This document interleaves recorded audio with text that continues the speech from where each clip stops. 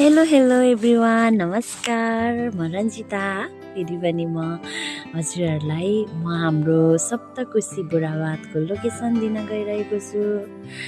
म चाहिँ आज शुक्रबार र शनिबार मेरो पनि छुट्टी हुन्छ, त्यही कारणले म पनि मेरो घरमा आएर चाहिँ म हाम्रो बुढावातमा रहेको हाम्रो सानो पसल, हाम्रो कटेज हजुरहरू समक्षमा हाम्रो बुढावात प्लेसलाई, ठाउँलाई पनि देखाउँदै हजुरहरू समक्ष म आइपुगेको छु।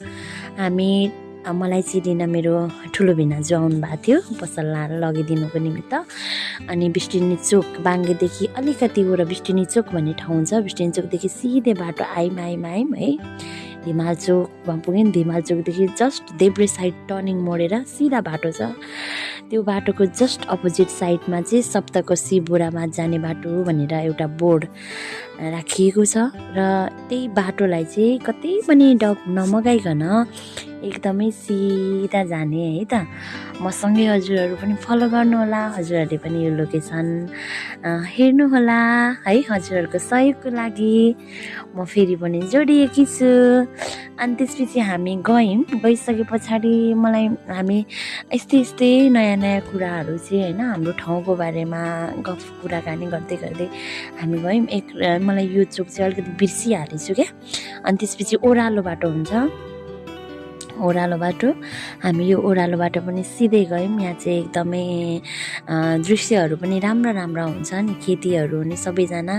हामी यस्तै कुराकानी गर्दै गयौँ। बाटो एकदम सहज छ, यो बाटो कति पनि नछोडिकन हजुरहरूलाई एकदमै सिधा रहनेछ। यो बाटो सिधा रहनेछ र त्यही भएर हजुरहरूलाई मैले देखाइरहेको छु। र हजुरहरू सबैजना पनि मेरो यो भिडियोलाई हेरेर हजुरहरू यही भिडियोको सहायतामा अब कतिपयजनाहरूलाई त थाहा पनि हुँदैन नि त, अलमल नहोस् भनेर यो बाटो एकदम सिधा, हामी सिधा जानेछौँ। हामी कति भनेर यो बाटोले चाहिँ ठ्याक्कै हाम्रो कोसीको बानलाई, हाम्रो बाटोलाई भेट्नेछ है त। अनि अब सबैजनालाई ठाउँ थाहा हुन्छ भन्ने पनि हुँदैन नि त। कतिपयजना त हामी टाढाबाट पनि आएका हुन्छौँ। अनि कति गाह्रो हुन्छ यसरी ठाउँ पत्ता लगाउनका निमित्त होइन। त्यही भएर अस्ति चाहिँ यस्ता बोर्डहरूको सहायता थिएन, तर आजभोलि चाहिँ बोर्डहरूको सहायताले पनि धेरै सहज रहेछ कि। अनि अब यहाँ अलिकति ग्राभेल बाटो आउँछ, पिचको बाटो हामीले छोड्यौँ, अलिकति ग्राभेल आउँछ। यो बाटो नछोडिकन सिधै हामी जाने, यसलाई कतै पनि नछोडिकन अब सिधै गयौँ।